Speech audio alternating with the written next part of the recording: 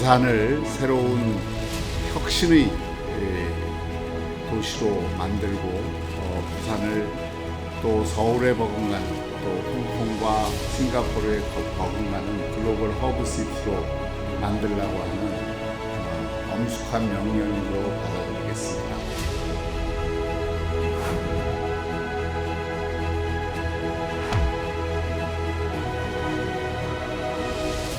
6월 1일 지방선거에서 제39대 부산시장으로 당선된 박형준 부산시장 나오셨습니다. 예, 반갑습니다. 네, 반갑습니다. 네. 축하드립니다. 아유, 감사합니다. 예. 네네. 뭐 TV 쇼 나들이가 많으셨을 텐데 오늘이 마지막이십니까? 아니면 또 있으세요? 시장 당선되시고 난 다음에. 예, 당선 이후 인터뷰 형식 대담은 네네. 오늘이 마지막인 것 같습니다. 아, 그렇습니까? 예. 아이고, 이제 좀 편안하게 잘 고맙습니다. 부탁드립니다. 예. 지난 첫 번째 1년 임기, 짧다면 짧고 길다면 긴데 좀 성과 말씀을 좀 해주시죠. 기업 유치나 투자 유치를 굉장히 크게 끌어올린 것이라든지 네. 장기 표류 과제들을 매듭을 짓고 지금 그런 것들을 해결하는 실천 과정에 들어갔다는 것이라든지 또 이 부산 곳곳에 지금 이 새로운 미래를 위한 준비를 하는 작업들이 있습니다. 네. 또 지역을 변화시켜야 되는 동서균형 발전 차원에서도 그렇고 그런 일들이 착실히 주춧돌을 지금 놓았습니다. 네. 그래서 또 새 정부가 들어서면서 어느 때보다도 부산에 대한 부산을 혁신 거점으로 새롭게 도약시키겠다는 그런 의지가 있어서 네. 부산에 여러 가지 지금 새로운 기회가 오고 있다. 이 기회를 잡을 수 있는 발판을 마련했다.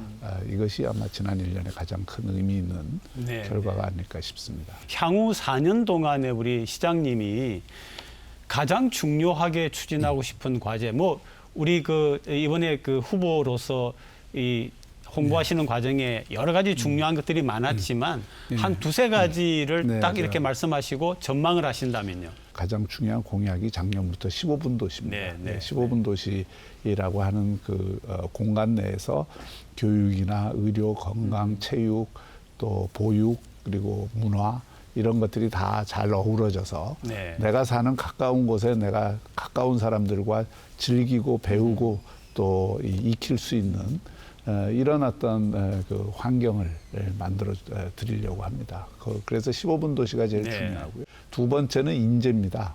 네, 사람을 정말 기업이나 새로운 산업이 요구하는 그런 인재를 부산에서 제대로 구할 수 있느냐. 그렇죠. 그래서 제가 이제 지난해부터도 지산학 협력을 추구했지만 이곳 부산을 새로운 교육 도시 또 교육에 기반한 혁신 도시로 만들기 위한 과제들을 추진을 강력하게 할 것이고요. 네. 또 그것을 위해서 중앙정부에게 필요한 규제 혁신을 또 강하게 요구할 겁니다. 예를 들어서 교육부가 갖고 있는 불필요한 고등교육 통제 정책 네. 이런 것들을 과감하게 혁신을 해서 광역단체나 지방정부가 지역의 대학들과 함께 하나가 돼서 네. 정말 대학도 살리고 지역의 기업과 산업도 살리고 또 학생들에게 좋은 일자리를 제공해 줄 수 있는 그런 환경을 만들고자 합니다. 오는 20일부터 프랑스 파리에서 열리는 2차 PT에는 유치 희망국뿐 아니라 개최국 투표권을 가진 회원국들이 총집결합니다.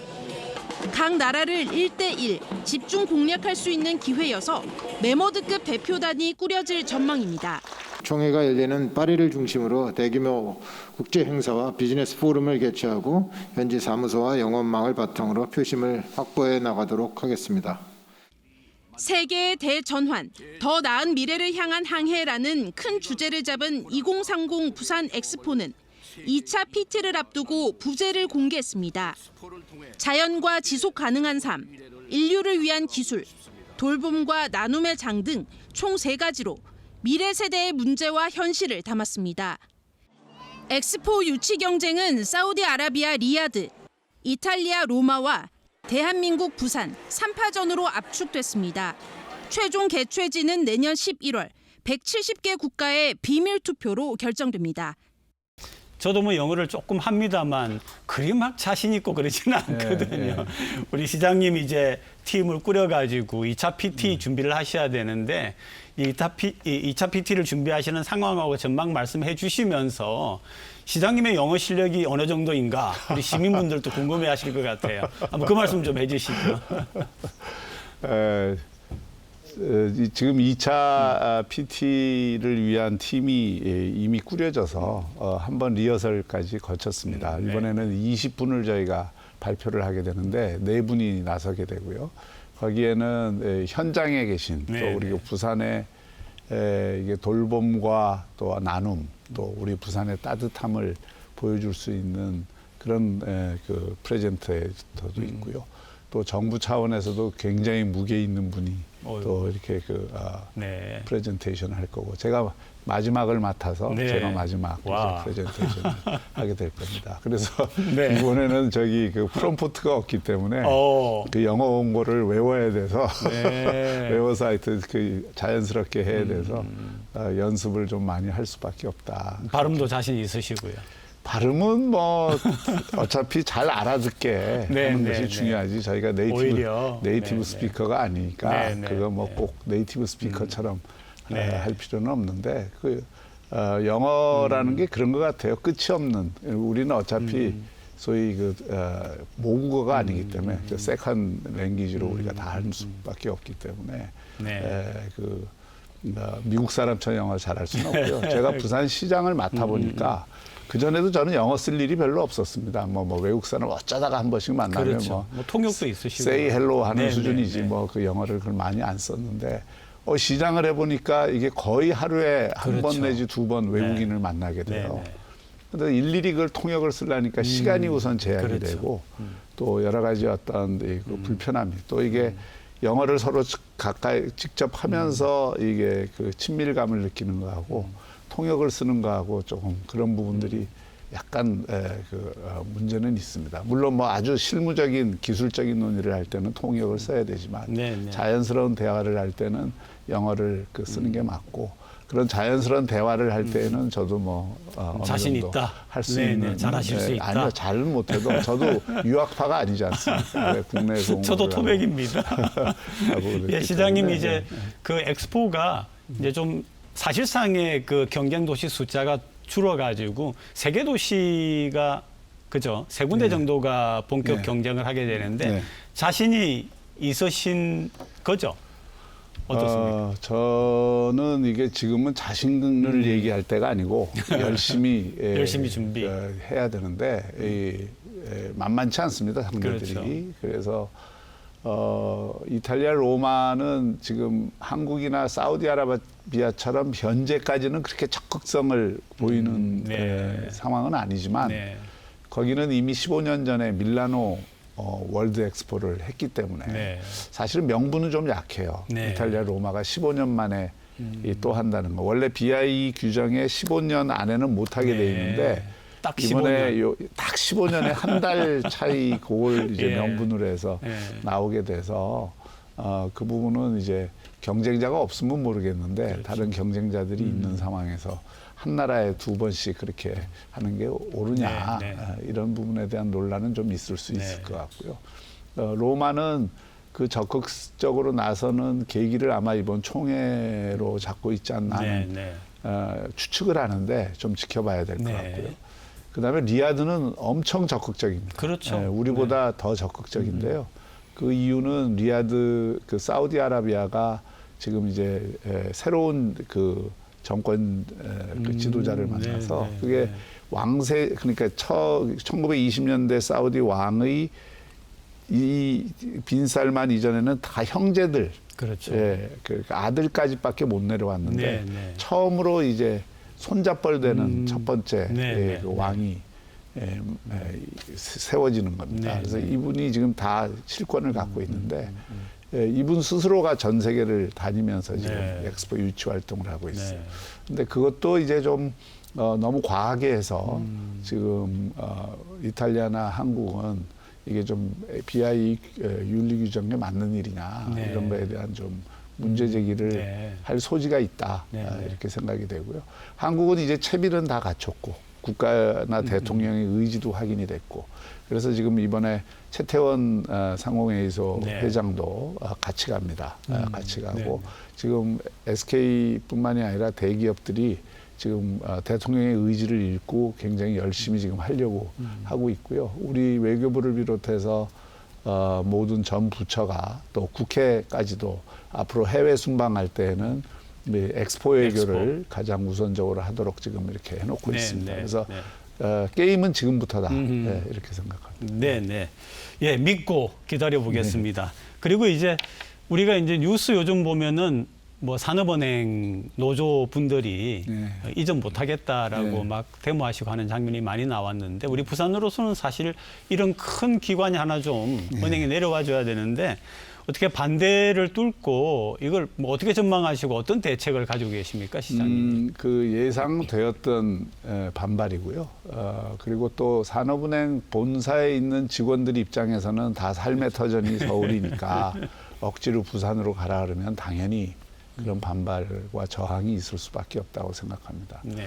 그러나 이것은 이제 국가적인 차원에서 부산을 글로벌 허브 금융도시로 만들기 위한 큰 전략적 판단에 의해서 이루어진 것이고 제가 산업은행 관계자들에게 그런 말씀을 했어요. 네, 네. 우리 지금 국책금융기관을 비롯해서 많은 공공기관이 내려와 있는데 전국에서 이 부산 정착률이 제일 높습니다. 네. 저희가 한 68% 그렇죠, 그렇죠. 정도 직원들이 부산에 아예 옮겨와서 살고 있고 또 만족도도 높습니다. 그렇죠. 그리고 뭐 산업은행 직원들이 부산에 오면 저희가 잘해드릴 겁니다. 뭐 특공도 제공을 할 거고 또 이 교육도 네. 특별히 저희가 배려를 네, 네. 할 거고요.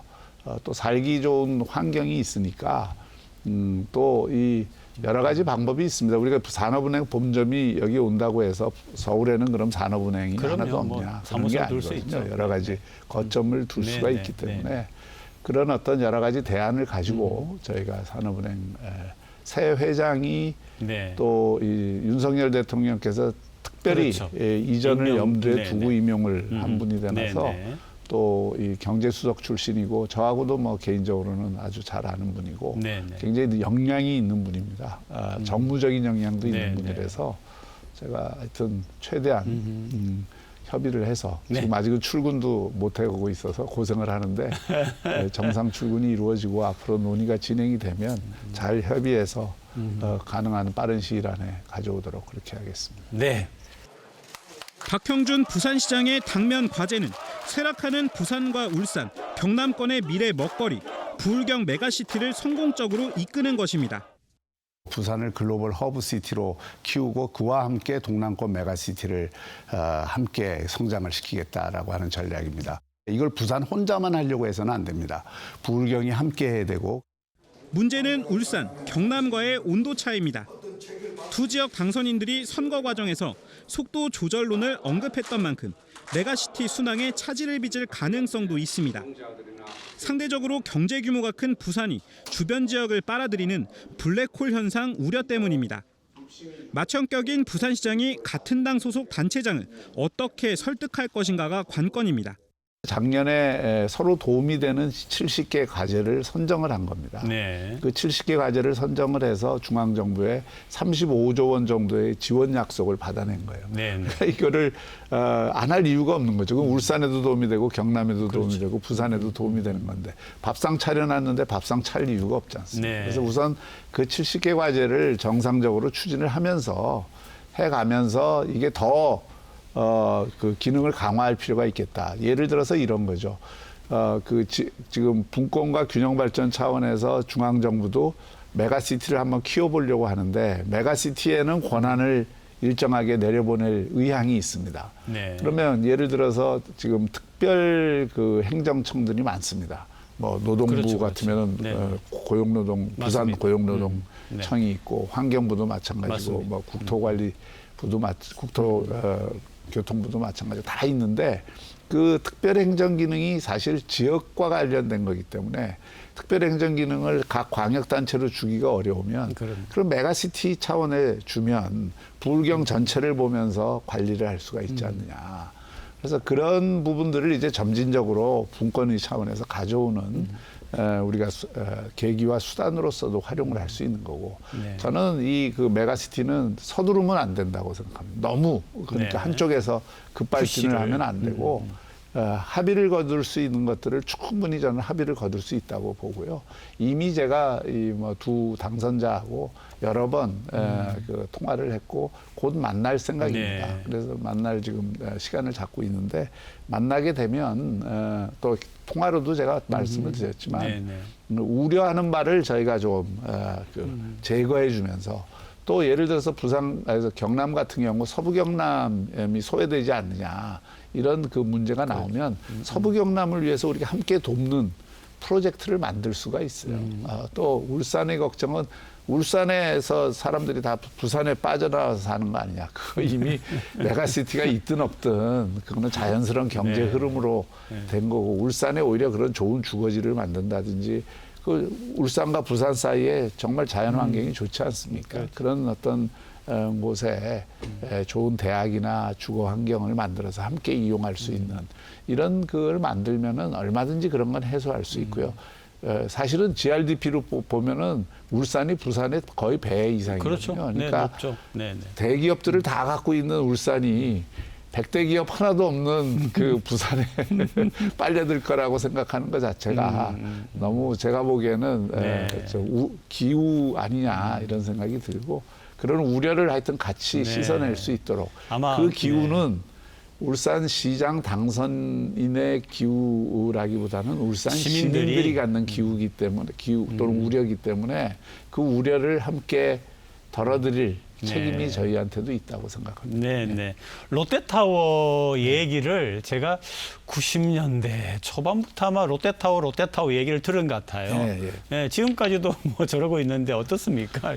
저희의 요구는 간단합니다. 이제 더 미룰 수 없다. 네. 그리고 시한을 정해달라.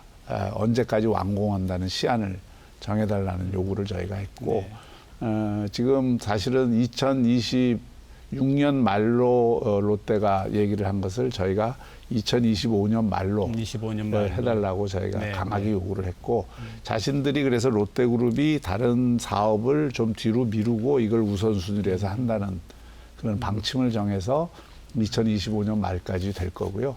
저는 저 롯데가 이제 340m 높이로 지어지면 원도심의 확실한 랜드마크가 될 것이고 또 그 건축도 상당히 세계적인 건축가가 하기 때문에 의미 있는 건축물이 들어설 거라고 보고요. 지금 초안이 나온 거 보더라도 상층부에 이 시민을 위한 여러 가지 그 랜드마크 시설들이 있기 때문에 관광에도 도움이 된다고 생각하고요. 또 앞으로 북한을 랜드마크 지역이 어우러져서 개발이 되면은 그렇죠. 함께. 또 영도와 이 원도심 중구와 또 이 북한까지 이렇게 연결되는 새로운 축이 생긴다고 생각을 합니다. 그래서 어쨌든 이번 그 롯데와의 그 타협을 통해서 합의를 통해서 시민들이 오랫동안 답답하게 생각하던 부분들이 조금 풀렸다. 지금 말씀 들어보니까 아마 시장님 임기 중에 건물이 완공되고 테이프 커팅을 직접 하시는 걸 볼 수 있을 것 같습니다. 예, 그렇죠? 그게 제